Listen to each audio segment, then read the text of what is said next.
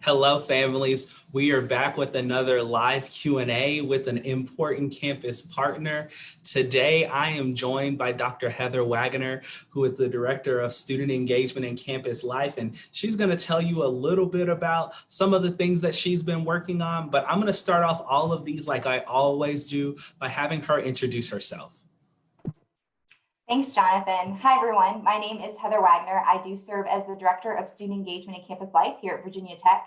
I have been in my role for a little over 5 years, but have been given some additional responsibility recently about really trying to build a strategy around the student affairs as a division around our divisional programming. And so I'm thrilled to speak with you today. I'm here from my dining room. I have an 8-year-old upstairs and a dog who seems very excited to see people outside. So if you hear my household, know that we're all excited to be with you today, and I'm thrilled to talk about programming and engaging students. It's certainly my passion point, and so I look forward to engaging with you and engaging with your students today. Well, I'm glad that you kind of included this in your introduction, but in the Parents Facebook recently announced that you have a new role, and so can you tell us a little bit more about that and what you'll be doing as part of that? Yeah, thanks, Jonathan. So yeah, as I mentioned, I have been in the director position with Student Engagement and Campus Life for about 5 years. And so our department does a number of things. We run our 3 student centers as well as War Memorial Chapel. And that of course includes caring for the buildings and maintenance and custodial and all the different pieces. We support over 800 student organizations. We do large and small programming. We have an art gallery that is run by one of our teammates, as well as Break Zone, which is our bowling and billiards rec center. So there's a lot that goes on within our department and the ways we want to engage with students.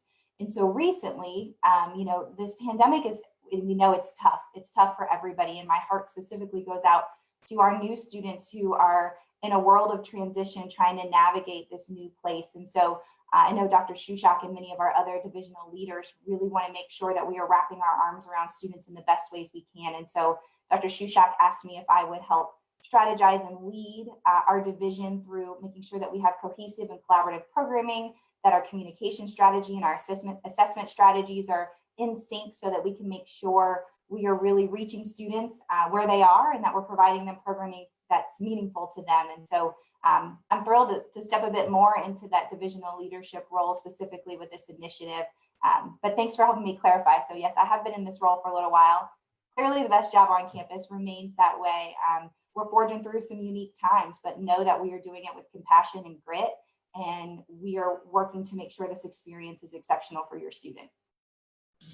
Well, I think that's really helpful for our families to know, because that opens up the amount of questions we can ask you, right? We can ask you about student orgs, I can ask you about off-campus life. So we're going to try to bring all of that in so folks really know what they can ask and what they can gain from this session. One of the questions that we had pre-submitted is, fall break is coming up soon and students are asked to stay in Blacksburg. And so what are we going to be offering to keep students engaged over that break? Absolutely. Well, and it just so happens that this fall break is homecoming weekend here. And though homecoming is going to look very different, we are still excited. And so it's actually going to be an amazing week. We have a number of student organizations who are doing programming throughout that week. We have the Homecoming Board, as well as the Virginia Tech Union and the Black Student Alliance.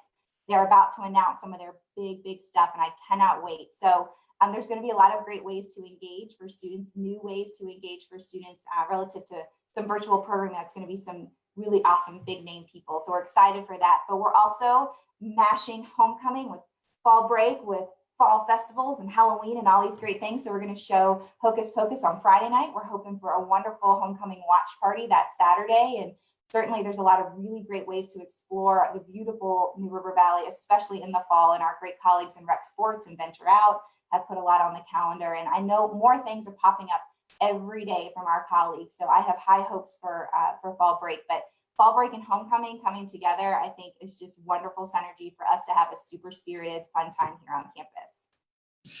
That does sound super exciting for our students. I know that homecoming always brings that Hokie spirit, and so I'm excited to see it for my first time. As everyone knows, I'm new here, so I'm excited for our students to see this and for me to see this. The next question is our students are kind of struggling to find a pod. And so can you talk about how students can go about creating that pod so that they can go to the events that you all are planning or that campus is planning together with their pod? Yeah, Jonathan, that's a great question. And I'll try to touch a bit on that and know that there are experts all over campus with this. There's two things that come to mind when I think about folks joining a pod, and one is actually engaging in some virtual programming. My team have told me a number of great stories where two students may come to a trivia night and then they end up just being like, oh my gosh, do you like this? I like this. Do you like this? Let's connect. And we've had students exchange information and look to meet in the real world and continue that friendship as it was blossoming. And so I do think that is some ways that the virtual events, especially bingo and trivia and some of these other active virtual events, could really be an asset to students to kind of help them start to figure out folks that, again, they want to meet out and about in the world and start forming pods. The other is certainly within the residence halls. And I know our good colleagues over in Housing and Residence Life and the RAs are working tirelessly to make sure that students do have these opportunities to engage. And I would say to students out there, do it. Don't be afraid. Know that your RAs are planning smart, safe, exciting programs for you to get to meet other people, but you got to meet those RAs halfway. And I know that takes a lot of courage and energy, and I hope that you're willing to do that, because I really do think too, as programming is happening in the residence halls, it's important to get out and participate in hopes that you can meet some floor mates you maybe didn't meet before, and you hit it off, and you have those good conversations on how then you can become a pod and be accountable and show care for one another while coming to great events together and going to the dining halls together and seeking out some really neat opportunities in our community together. So those are two ways, Jonathan, that when I think about growing pods and starting pods, that's what I would encourage students to start thinking about and looking for those opportunities. And Heather, that's really great, because we, during our welcome this morning, showed a video of a student doing a day in the life, and he does different things with his pods without masks, because they have all made that agreement and had those conversations. And so it was really great to see our students use those tools that we're giving them. And so they were able to hang in hammocks, they were able to eat lunch together, they were able to do those things that we are planning and hoping that our students will do. And so it was really cool to see that. And so I think we just have to get the message out there that there are ways for our students to do this. But one of the most common questions we're getting is students and families are wanting to see more in-person events. And so is there a plan to have more? Absolutely. And we've already scaled up dramatically in the past few weeks, the in-person events. I know just looking this weekend alone, there was full moon yoga on Thursday. I was joking with a colleague in rec sports that it was a little bit cloudy, but the moon was still out and yoga was still happening. And there's a movie last night. There's a movie, Mean Girls. Tonight's officially Mean Girls Day. So of course we have to show Mean Girls on campus. There's also a watch party in Commonwealth Ballroom today for the game. So we know that getting the ACC network can be challenging. And so, we've been able to figure out some magic as the magic happens in programming, Jonathan, as you know. And so we're excited for that watch party. And there's also some additional awesome rec sports things to get you out and about. It's a gorgeous weekend here in Blacksburg. And so highly encourage students, get out, get that sunshine, get that vitamin D, get that fresh air. And so there's a way to balance all those. So that's just a snippet of all in-person events happening this weekend. Of course, there are virtual events. Again, on top of these special events, you have Break Zone is always open for folks to bowl, play darts, billiards. You've got a lot of awesome classes through rec sports. You also have open gym hours there. The Perspective Gallery in Squires is open, and there's a new exhibit that's opening soon. So there are also ways to engage in these programs and these services that are always there for students, and we want students to engage. Of course, there'll be mask wearing and there will be physical distancing, but we know we can have a great time still doing all of those things with our pod. So there's a lot going on this weekend alone in person, and the trend is continuing. We're seeing the same trends for the upcoming weekends. There's a fall festival in the works for later in October. There's a lot of really creative ideas. Tie-dye was last weekend. And so there's a lot of great things to participate in. And, really, I would just encourage students, you need to make Gobbler Connect your best friend, because Gobbler Connect is going to show you all of the events happening on campus. And it really allows you to plan your week or your weekend and decide what you want to do with your pod or how you want to engage as an individual in our community. All right. I love that. And I think there's a family member who asked for my email address. It's not a secret. It's on our website. So if you want to email me a private question so that I can get Heather to answer it, my email address is jtunwar@vt.edu. Otherwise, you can put your questions in the comments. And after we've gone through some of our pre-selected questions, then we'll get to some of the ones that you're submitting in the comments. One of the other questions, Heather, is about something else that you oversee, but not necessarily campus programming. And so families are really concerned about housing for next year. And so they're wondering when they should start looking when they're students and what are their options? Absolutely. So two quick things come to mind with that. One, my good colleague, Melissa Goldberg, she's our associate director and oversees the Virginia Tech off-campus housing, is doing sessions over this fall family weekend. And so I would highly encourage folks to check those out. I'm guessing, I have to double check with Jonathan, but I'm guessing they were recorded. And so they'll also be posted. There's some great information there, but know that later this month, we are also going to be hosting in our fall off-campus housing fair. It will be virtual this year, again, given working with community partners and kind of sensing what everyone wants and needs. But nonetheless, it's going to be a dynamic fair. And this is a way for students, especially students who are new to campus or new to our community and thinking about where they want to live, or established students who want something new, to be able to really say, okay, where do I want to live? Who do I want to, and who do I want to talk to in the different apartment complexes? What I would really encourage parents and students to do is to have true conversation with one another. What are your deal breakers? What are the amenities that you need? Where do you need to be? What bus, thinking about the bus lines and the way the bus runs, what is kind of your max for rent? Thinking about things like that and having the conversation ahead of time going into the off-campus fair. And as you start looking at where you want to live, those are really critical conversations to have. So I would also maximize this time to have those conversations as a family. But no, you are not behind. There is plenty of time to continue to have conversations and decide where the best place is for your student as they wish to move off campus in the future. And that's really great to know, because I know that that is a really common question right now. And so I'm sure our families appreciate you giving that answer. The next question says, I came to visit my student and it doesn't seem like there's much to do on campus. And so I think there's maybe something we need to address with the fact that our family members were in Blacksburg, but also maybe some other things that we can tell them are going on. Sure. Well, and again, I know I just a few questions ago was listing a lot of things that are going on. So I do believe that there are things going on. We want to continue to strengthen the communication strategy. Information is going out a number of ways for our residential students. They are getting updates from their RAs as well as a weekly email from Housing and Residence Life themselves. There is in the Friday student news, which is sent out by University Relations, there's a listing of all sorts of events so students can plan, as well as social media accounts from the big Virginia Tech social media accounts and President Sands down to departmental social media. So there's a lot going on. It's a matter of making sure students understand what's going on. But certainly I think there is a lot going on. I would also offer again, we want to wrap our arms around everyone, but in a pandemic, there are certain things that we have to think about. And so for those who may not be aware, Virginia as a state have phase 3 guidelines, and those guidelines were then taken by Virginia Tech, and we assured that we have processes and systems so that we could abide by the Virginia guidelines. And some of those dictate how many people we can have at a gathering. Of course, we're limited more by that based on the physical distancing, and some activities require 6 feet of physical distancing. Others, if there's more exertion, is up to 10 or 12 feet. And of course, the data continues to evolve on that, and so we're paying attention. So you may not see these 5,000 student events that we're used to seeing. That doesn't mean there's not great things going on, but we're having to hold, I'm a very both and person. So we want to be engaging your students, and we want to assure that we're keeping everyone safe and healthy by abiding by these guidelines. And that's really where we are with programming. We're putting all those efforts forward to assure that we are holding both of those very important things collectively and together.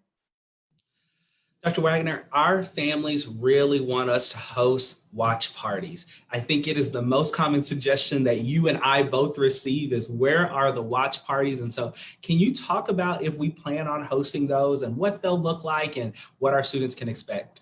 Absolutely. Well, Jonathan, I'm wearing my watch party earrings today, my fun watch party earrings, because we actually are hosting a watch party for the game in Commonwealth Ballroom today. And so we are kicking off watch parties. Our goal is to host watch parties as many weekends as we can. We are continuing to have great conversations with colleagues in athletics, as well as legal counsel and a number of other really fun partners, just to assure that we are abiding by all the different rules and contracts that are out there in the world, but know that we want students to be gathering and doing watch parties together. We are hopeful that we'll be able to host some indoors as well as outdoors as we continue to evolve our plans for fall. But I'm all in for these watch parties. I think it's a great idea. we hope to see students out today. Heads up, as of when I talked to my staff a few hours ago, there was still capacity. So families, if your child saying, I want to watch the game and I can't watch the game, absolutely you can watch the game. Come watch the game with us. Go to Gobbler Connect, RSVP, let us know you're coming and know that we will be so excited to be cheering with you. So the watch parties are a go. We're just continuing to figure out the best ways that we can show games moving forward. Of course, daylight, we have to think about screens if we're outside and all of these fun things. They're just pieces of the puzzle, but know that I'm a master puzzle person and we are figuring it out to assure that our students have really fun, energetic, safe environment. I know it's tough not being in lane. I feel for our students. I know that's the experience for many they've wished for since they were little kids. And what I say to our students is, this is a moment. This is not forever. We will get you in lane eventually. I feel confident as we journey to future years, the sophomore, junior, senior, graduate school years here. But for now, know that we are committed to these watch parties and we're hosting one today. So come on out and celebrate what I know will be a victory for us.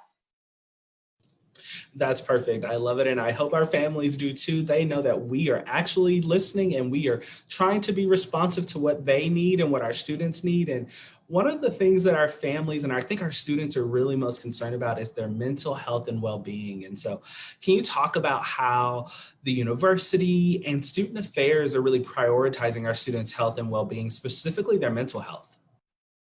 Absolutely, we have great colleagues in Cook Counseling, Hokie Wellness, Shifford, and many others. And so I know they probably spoke to this earlier and they truly are the experts. But from my point of view, from my role, I do think that engaging with others is a way to lift our spirits, to help our mental health, to know that we are connected and cared for, and that we are also caring for others. And I do think finding your pod, establishing with one other person, just one other person, come out to the watch party, come out to watch Mean Girls, do the challenge course at Rec Sports, all of these great things. I think that can absolutely help our students' mental health. And so no, programming is absolutely, we want it to be fun and energetic and safe, but to me, there's a much bigger calling here, and that is helping students connect and have places to exercise those connections, right? And so you meet this person and you're getting along great, so let's go have an experience together. There's nothing more bonding than having an experience with another person. And so that's what we're trying to provide, are these opportunities for the exploration of new friendships and to build these experiences together. And so from my vantage point and where I sit, that's where I'm hoping that we can boost mental health and help our students not feel isolated. It genuinely breaks my heart to hear that. And as I mentioned at the beginning, I have an 8-year-old, he's doing remote schooling, and I'm seeing it from every age. And I want to assure that we are supporting students in every way possible, because that's what our students deserve. And so I'm hopeful that as we continue within the residence halls to allow folks to meet one another and then come out and have these experiences together, that we're going to see a really lovely boost in our students in the way that they're feeling mentally and emotionally and socially. We want well-being to be on the up and up in all of those areas. And Heather, that's really important. And that actually leads me to my next question is what about our students who are a little bit more concerned about contracting coronavirus? What are we doing for those students, and how can those students maybe connect in a different way that doesn't require in person? Absolutely. Thanks for asking that, Jonathan. And I think it is absolutely vital. We have students and families who are on all, this is a spectrum here, right? In terms of comfort and what people feel comfortable engaging in. And so we need to assure that we are meeting people where they are. And so there is obviously in-person programming, and we are turning up the dimmer switch on that in-person programming, but we are not shying away from virtual programming as well. I can say for my own office, Break Zone is kicking off trivia and bingo, which we were doing over the summer. We are kicking off our fall series now with that. And there's a number of ways to engage virtually as well. There are programs happening every day in a virtual way, whether those are wellness programs or civic engagement programs, or I know Rec Sports, and I wish I could have gone an awesome virtual dance workout, which is my favorite way to work out. And so there's so much going on virtually as well. So I think we absolutely need to respect that people need different things, and that we need to meet people where they are so that folks can remain feeling comfortable about the choices that they're making in a global pandemic. We want to do that. And so I feel very confident. We're right now the past 5 weeks, if I look at all of the programs we offer, which we offered over 175 programs during that time, it was about 2/3 virtual, 1/3 in person. I think we'll probably see those numbers, move a little bit. But again, we're going to hold up both these virtual and in-person programs because they are of equal importance to our students. That's absolutely right. And I think that really kind of brings us to our next question, right? Because a lot of the students who are having a little bit more anxiety about engaging in person are students who never navigated our campus before. And so I'm talking specifically about our first year students. And so how are we programming to create social engagement among our first year students? Absolutely. We want any student to participate, but we are thinking a lot about our residential students. So the venues that we're building, the places that we're programming, we're trying to program places that hopefully they're familiar with, that are near the residence halls, but also get them out and about and seeing new places and new resources that they maybe aren't familiar with. And certainly there's also been, really recently, we had an assessment. It closed, I believe, just yesterday. And so that was focused for any student, but we saw many residential students filling that survey out. That's going to help us understand more what type of events students would want to engage in. How do we best communicate with them? Again, we have special communication going out to our residential students through Housing and Residence Life as well, so that we make sure we're getting to the first years. And I do recognize, Jonathan and Lizette and the team, they put on a heck of a orientation, y'all. They did a great job pivoting to virtual orientation, but in my humble opinion, nothing beats coming to campus and being able to explore as a family what campus looks like in the summer is kind of a jump start. And so we know that we're going to have to continue this jump start, right? We're going to have to do this over and over and over to help our students feel comfortable navigating our campus. And I think programming can be a great way to do that, as we have something in Squires, and then we go to the lower rec fields, and then we'll host something on Dietrich Field, and maybe the drill field and the duck pond. There was a great live music from the Virginia Tech Union not that long ago at the Duck Pond Amphitheater. And there was also just this past week a really cute, cool painting class that happened at the Duck Pond. Fingers crossed the otter came out. So we're trying to also help students explore campus through programs, knowing that our first year students may still be learning campus in new ways. So all the more reason to get involved, all the more reason to be brave and venture out as you feel comfortable. And I think you're right, Heather. I think we would agree as well that we would love to have brought our students on campus during July. It is what makes our hearts beat hard. It is what gets us excited because we love to work with our students and families. And so, Dr. Hughes said earlier today that what we knew in July about coronavirus versus what we know now is very different. And I think we would program differently if we knew what we knew now. But I think where we are now is that we can, to kind of use the language that we've all been using, is to kind of turn up the dimmer and say like, okay, we can allow certain things. And so I think that's really important to talk to our families and students about. This question is one of the questions that was submitted live, and it's a follow-up question to something you said. And you talked about Gobbler Connect, and people want to know, what is Gobbler Connect? And I know that this is probably one of your top 10 favorite topics, so I'm excited to hear you answer it. Thanks, Jonathan. And before I answer that, I want to just echo what you just said that Dean Hughes shared earlier, because I totally agree.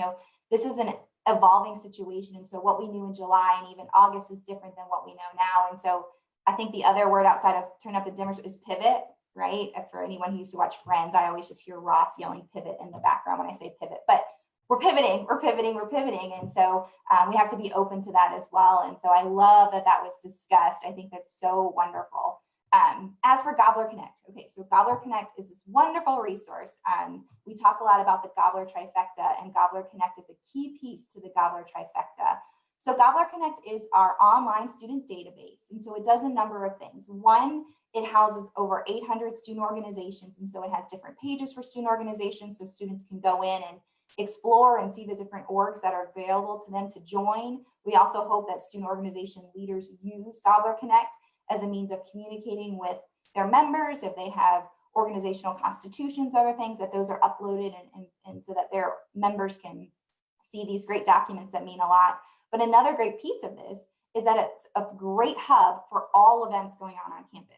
So we are highly encouraging student organizations and departments to be putting their events in Gobbler Connect. That way student can go and they can say, well, what's going on today? They can literally hit a button on the left-hand side and just see events happening today, or just see events happening this weekend. They can search by organization or department if they want. There's lots of different ways to search to see what events are going on, but we hear from students, and I totally get it. I just want one place to go. Gosh, is there one place to go? I say for events, for engagement, for knowing what's going on, Gobbler Connect is your first stop. And my hope is it has to be your only stop as more and more organizations and departments start putting their events there. But that is the place to start. If you're feeling a little bit restless, and you're looking for something to do, go to Gobbler Connect. Go to Gobbler Connect. Go to Gobbler Connect. Make it your best friend, favorite it, put in your bookmarks, spread the word, because this is really, I think, a place where students can start to have some autonomy as well, see what's available to them, and then they get to choose their own adventure and they get to decide what they want to engage in. And so I think Gobbler Connect is a wonderful tool, and I would love to see more students understand and know about it so that they can use it, because that utilization is going to be key to us turning this around a bit.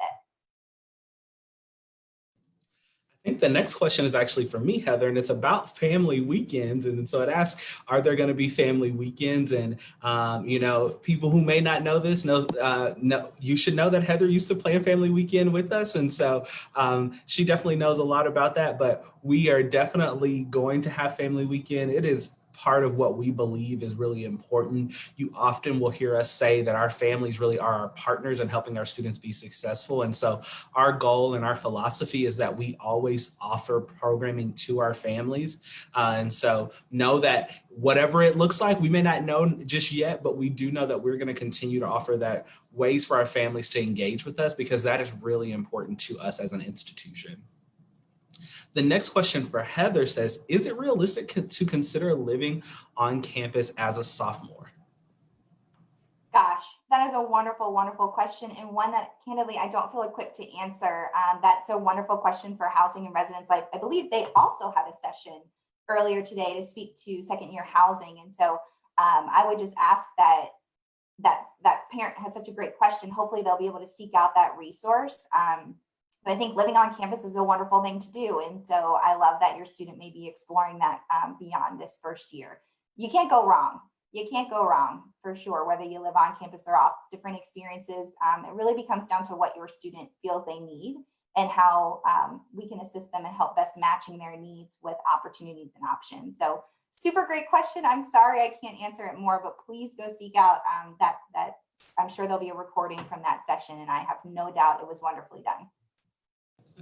You're absolutely right. There's an off-campus housing presentation right after this at 11 o'clock. And so check out the Hokies on Track app. You can find the link to that. There was one earlier today. There will be more, and it's definitely going to be recorded, and we'll make those things available to you. Heather, the next question is really, what advice do you have for students who are kind of struggling to find that connection, and they're not necessarily sure how to do that in their residence hall or out of their residence hall? And so what advice would you give to our students to start to build those connections so that they can be engaged on campus?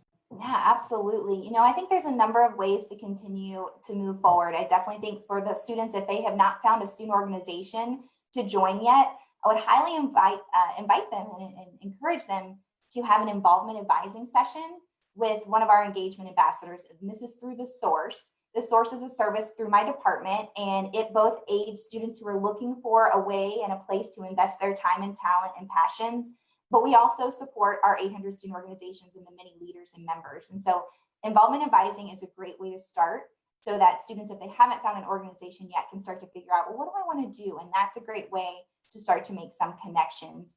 I think another way, again, is to participate in these events. Don't feel embarrassed or bashful to come alone.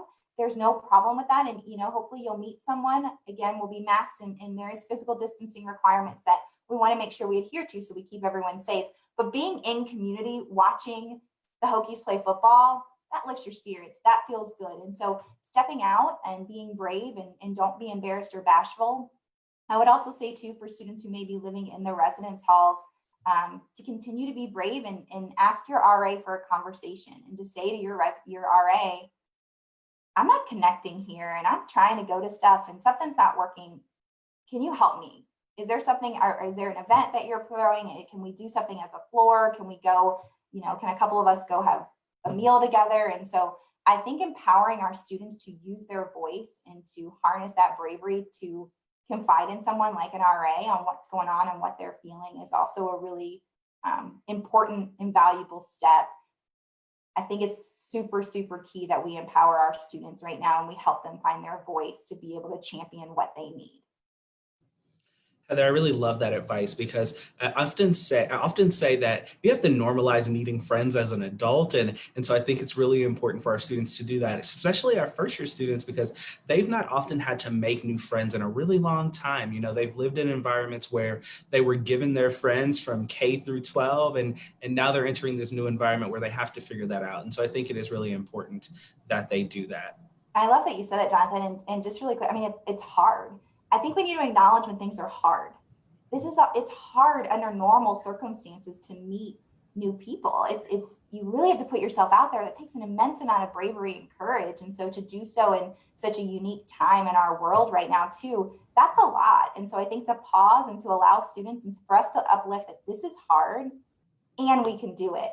And there are tools and there are opportunities. Again, this is a both and, but I do believe we need to also allow our students to be able to say, this is hard, and for us not to immediately push back on that, but to say, it is hard. So what can I do to help you? And to sit in that moment for a while, I think is really critical. Yeah. Well, Heather, you talked a little bit about having a child, and I want to know, like, as a parent, what advice would you give our parents that are trying to help their student navigate this, and how can they help their student to feel more connected and more satisfied with how they're experiencing Virginia Tech? Yeah, oh gosh. Well, honestly, these parents here, I need advice from them because I have a third grader. But I will tell you, you know, as a parent, choosing to have our child do remote learning, and we felt like that the time when we made that decision, we were trying to just do the best we could for our community as a whole. But of course, that means he's seeing his friends in boxes on screens and not many in real life, and that's hard. And I do think often about that. And so when I fast forward and think about, you know, if 10 years from now, if he was starting his first year at Virginia Tech, you know, I empathize with our parents. And you know, I just would continue to ask parents, continue to support your student, encourage your student, help them solve what's going on as well, help them become familiar with resources, be that partner that we need you to be with us. And I know I've actually been able to talk to a few parents, and they talked about kind of doing some tough love and whatever works for you and your child. But I would just continue to encourage your student to feel empowered, to seek out help, to know that asking for help is a sign of strength. And I really think we need to lift that up. But, you know, and know that we are highly committed to your student success and to your student well-being. And it's going to look different right now. We cannot duplicate what we did 1, 2, 3, 5 years ago in this moment. And so we are meeting the moment with our students, with our families in the best ways we know how, and know that we will be relentless in continuing to do that. But it will look different than what anyone probably pictured when they thought about this moment a few years ago. That does not mean it won't still be a wonderful experience and opportunity. It's just going to be a bit different. Thanks, Heather. I really appreciate that advice, and I'm sure our families will use that. And I think it's really important to remind them that they do know their student and they know their student well. And so I think it's important to remember that in these moments, that your student is likely the same, but also in some ways different than they were when they lived with you. And so it's important to know what works for them and know how you can help them to be successful. I like to end all of these by asking, well, we got another question, so I'm going to ask that before I ask my last question. The next question says, will there still be virtual events over the December-January break? Super, super question.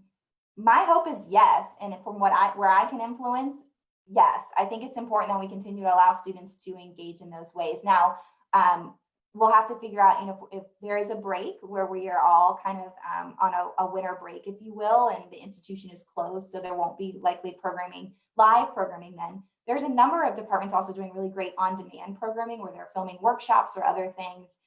So students can always watch those whenever they want.